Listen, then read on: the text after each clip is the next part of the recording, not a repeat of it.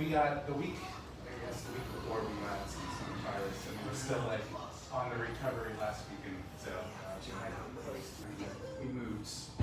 We actually lived next door to Jason, over in Lakeshore, but used to live 2 blocks down the road. So yeah, so you know, I was sad when Tom Shots disappeared from over here. So I'm happy that's part of it. Yeah. I really support them.